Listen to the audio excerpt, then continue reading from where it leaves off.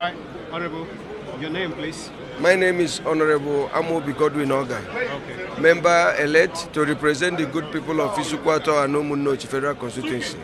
I'm from Abia State. Thank you very much. How do you describe this meeting between the President and the incoming members of the 10th Assembly? Briefly. Well, I can tell you that today is my best day. Today, I'm so happy that I'm an elected member, seeing my president talking. In fact, I have never knew that this man is so intelligent. I have never knew that this man is so prepared to serve this country. I saw the love, I saw the character, I saw the charisma, the belief that Nigeria can be a better nation. So I am so glad that what meeting we have today is going to take us a little bit to a more stabilized house. And I'm telling you, as at now, even without talking to us again, we have agreed that we are going towards the government decision. Not minding I'm of Labour Party. As at now, the party is not the issue. We are talking about building the nation. We are talking about the unity of Nigeria. Thank you so much. Thank you. Thank you. Welcome to my channel, where we discuss everything and all things politics, especially about the 2023 presidential election in Nigeria. In this video, I want to talk about the man on your screen that you saw in the video you just saw. This man, his name is Amobi Ogah, a member of the House of Representatives. This man, Peter Obi, the presidential candidate of the Labour Party, and the Labour Party itself should forget about him. The man is not obedient and he will never be obedient. I will tell you more about him so that people will know where he stands for, what he stands for, and have to just totally ignore him. I doubt if he will be able to stay up to 6 months in the House of Representatives before he defects to the All Progressive Congress. This is because he is not obedient. He is an opportunist. He is a political opportunist. And I will tell you more details about him so that you now realize why he behaves the way he does. Because these are people who ride on the wave of Peter Obi in the southeast and came to Abuja. People that would have gone nowhere but for Peter Obi's tsunami wave across the country, including the southeast. And he took advantage of it. And now he's a member of House of Representatives. Now look at the kind of things he was saying. In a recent interview, he has urged the presidential candidate of the Labour Party, Peter Obi, and his counterpart in the People's Democratic Party, Atiku Abubakar, to support President Bola Ahmed Tinubu. While speaking with reporters, the lawmaker who was elected on the platform of the Labour Party said that God has given the mandate to Tinubu, adding that his opponents should display sportsmanship and put the interest of the country above anything else. Now recall that this lawmaker representing Isuikwuato Umunneochi Federal Constituency of Abia State made headline barely 2 weeks ago after he expressed his admiration for Tinubu by saying he never knew he was so intelligent. Of course, that's the video you saw. In the video posted by Channels TV, he stood his ground and made it clear that the time for politics is over. He called on the presidential candidates of the opposition parties to respect who God has given the mandate to represent the people. And you ask yourself, He said, God is our God, the God of injustice, who robbed Peter to pay Paul. So an armed robber will steal something and claim that it was God that gave it to him. An armed robber will go and kill people on the highway. So the bandits can as well claim that it is the will of God for them to terrorize and kill Nigerians the way they are killing Nigerians and taking them hostage. According to his own thinking, he said, once you are in politics, don't think that if you didn't win today, you will not win again. Once someone has won the election, you must give the person support. Just like what I said last week, that trended all over the world. Elections have come and gone, and now it's about governance. Whoever God has given the mandate to represent the people, you must respect it. You see his mindset. You know where he's coming from. And before I give you more detail about this man, there are certain issues he raised. And when I tell you his story, you will discover the contradiction in the things he was saying. It was like Asiwaju Bola Ahmed Tinubu telling people on Democracy Day that sore losers are those who don't want to accept the result. But his years as the godfather of Southwest, he used court to collect governorship position in Ekiti State, in Osun State, through Arebeshala, Fayemi, and others. Yes, Asiwaju was the one that sponsored them. They went to Supreme Court. Even his own brother, that was the former governor of Osun State, that Adeleke defeated the other day, he dragged Adeleke until the Supreme Court. Why didn't they allow say it's the will of God that Adeleke has won the election? But they had to drag Adeleke until the Supreme Court. But it is his own election, Asiwaju's election, that Peter Obi should not go to Supreme Court. Atiku should not go to Supreme Court. Because in Isuikwuato's case, it is the will of God. But Adeleke's own is not the will of God. It's the will of the devil. They just talk all kinds of things, thinking that Nigerians are fool.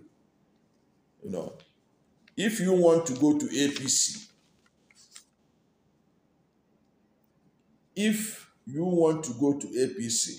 and you are in Labour Party, your heart is not in Labour, just quietly move there. Instead of talking and displaying ignorance or trying to think that Nigerians are fools. Now, let me tell you about this guy, Amobi Ogah. Do you know that he is the junior brother of Umunneochi Ogah, the former minister of solid mineral in Buhari administration? Are you aware that that is his junior brother? They were all in APC. He was there with his senior brother, Umunneochi Ogah. Umunneochi Ogah resigned from Buhari administration and went back to Abia State to go and contest for the governorship ticket of APC. When he got there, he thought he could muscle his way as an Abuja politician who has worked with Buhari, that he has all the powers, he has all the resources, he has all the money. But he didn't know that there is a certain high chief, Isuikwuato, who has already held the APC political machinery solidly in his hand. And that man was also very close to President Buhari. And the man himself was so close that Buhari made his wife Nigerian ambassador to United Kingdom or thereabout, either United States or United Kingdom. That's how sensitive position that Buhari gave his wife. And the man is the all and all in APC. So when he came back and discovered that, look, he can't come to Abuja and tell Buhari that He can't even have access to Buhari to go and tell him that he want to snatch the APC structure in Abia State, because Buhari is so close to this journalist and economist, Chief Ikechi Emenike, who has been a friend of Buhari's for several years. Because I know about it, because I know that when that man was burying his father-in-law, Buhari was there before the 2015 election. Buhari even attended church service that place, and Umuahia for the burial. It was one of those things, photo ops that Buhari did to show that he's a man who is not a religious bigot as people were thinking, because he attended the burial service of the father-in-law of this Chief Emenike. So this is the person that this Amobi Ogah's senior brother was challenging for the ticket of APC in Abia State. So he lost out. When he lost out, he started filing cases in court up and down. And this is his brother, this Amobi. This Amobi wanted to contest for the ticket of APC too, to come to the House of Representatives. But there was a lady, an incumbent representative. I think her name is Nkiruka Onyejocha. Yes, that was her name. Nkiruka Onyejocha was the House of Representative member of that area under the APC. So this Amobi could not be able to defeat her for the ticket of APC. And the P2B wave was already sweeping throughout Southeast, including Abia State. So he smartly, even though he has never been somebody who was for the masses, obviously, he flowed with the tide and moved to APC, Amobi. And his brother lent him some support. And of course, they also was said to the senior brother was also accused by that time by APC that he was supporting Labour Party against his own APC candidate and stuff. So this is the person that has gone to Abuja and said he never knew that Asiwaju was so fantastic, so intelligent, so knowledgeable, so patriotic. Say he never knew. So who deceived him earlier on that he didn't know? He was just playing politics. So my take in it is there will always be people like him. And there may be more people like him in the Labour Party right now who are in the National Assembly. The Labour Party should not bother themselves about him. Whatever he says, they should ignore him. Because I remember the other time when he talked about how fantastic Tinubu was after the meeting. I saw a statement by the publicity secretary of Labour Party trying to say that the guy has recanted what he said and stuff. That guy, his heart is made up to be where he believes that the action is. Anybody who is believing that guy will remain in Labour Party for long is just wasting his time. But it doesn't really matter. He's leaving a Labour Party will not hurt Labour Party, because where he is coming from, Labour Party is well entrenched in the hearts and minds of the people.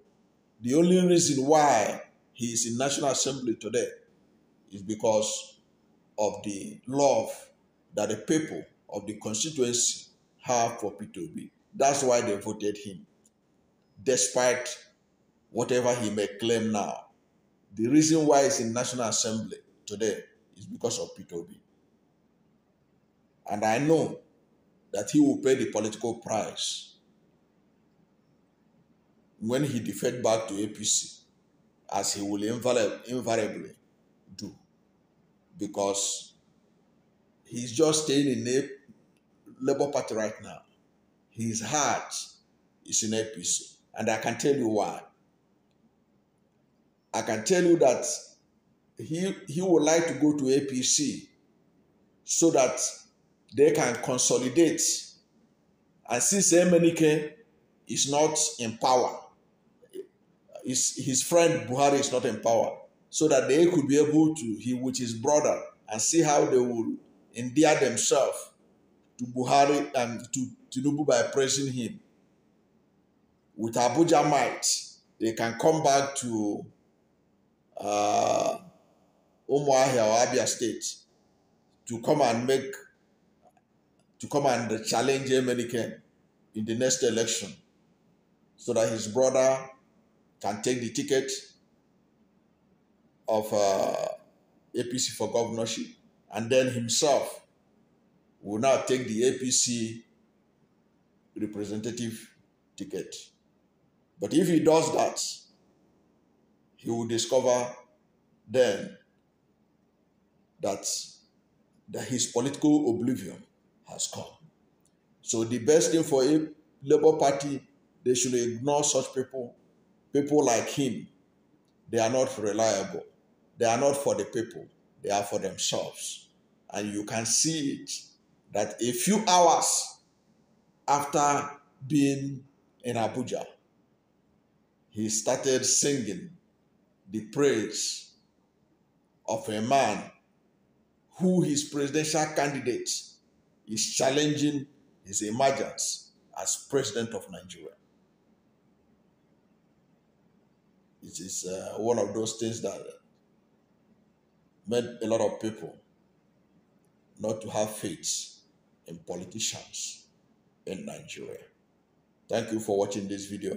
And if you are new to my channel, you have not yet subscribed to my channel, please subscribe to my channel. Hit the subscription button, hit the notification bell. When you subscribe to my channel and hit the notification bell, anytime I have a new video, you'll be among the first to know. God bless you and yours.